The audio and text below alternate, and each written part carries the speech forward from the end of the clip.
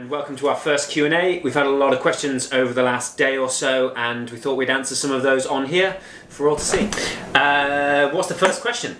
Emily's going to read the first question for me. Where will the new stores be? Yeah, this is a question we've been getting a lot, actually. Very, very popular question indeed, probably the most popular question. And it's something that's quite odd for us, really, because we tend to not look in a specific street or a very, very specific location, and more sort of a wider location, say Holborn or Waterloo, and then within that wider location look for specific sites that meet our criteria. Stuff like the size of it or the length of the lease agreement.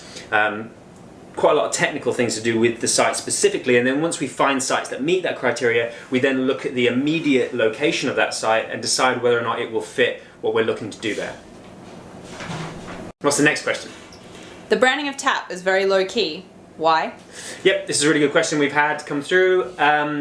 Yeah, in the early days we were very, very low key as far as branding was concerned, and it was on purpose. It was meant to set us apart from the chains. At the time they were even more aggressively branded than they are currently. I remember there was one Costa near where I used to live in Bloomsbury, I think had about 18 visible names from the outside.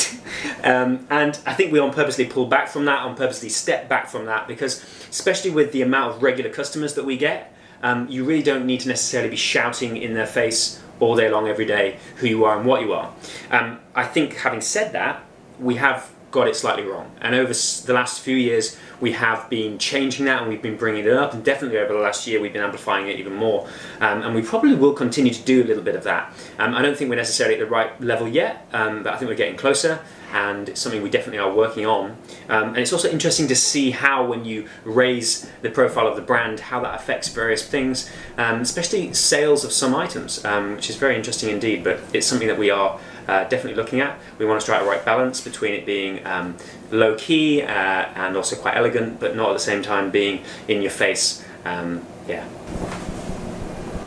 What is the next question? What is your projected revenue based on?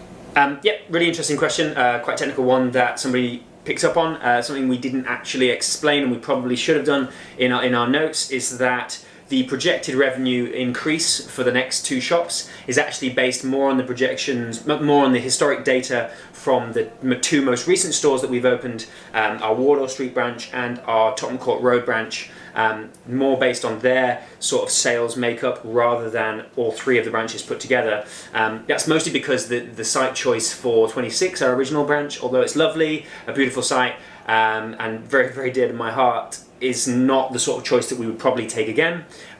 It's not the sort of location that we would also be looking at probably in the future. So what's the last question? Will you follow the same interior design in the new shops? No, actually. We are intending, interior design wise, to move a little bit away from what we have had in the past. Our three stores are very, very similar design style wise. They use a lot of materials in the same way. That was partly so that you had a sense of brand identity with each individual shop, and you came in and you felt like you were in a Tap. But we are going to move away from that very slightly. We're going to use some new materials, and we're also going to use some new designs and some new ideas. I think 4 or 5 years ago when we first started, we were quite avant-garde, we were quite out there with our design, and I think we need to recoup a little bit of that, because I think a lot of people out there have really picked up their game, especially in our industry, with interior design. So we're going to end with a slightly fun fact. This has got nothing to do with our pitch, but it's something I know we get asked a lot. What is it? What's with the bikes? What's with the bikes? Yeah, this is quite an interesting one, actually.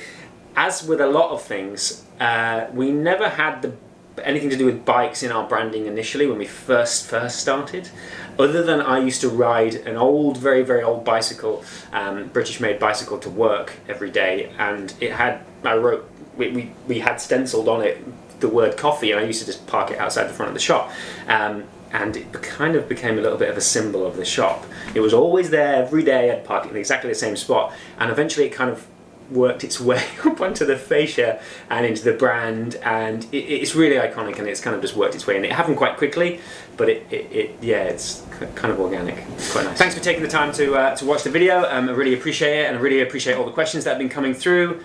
We have an investor gathering next Saturday, so if you'd like to come along to that, please do. We're going to drink some coffee, and we're going to talk a little bit about the plans for the future. Thanks a lot.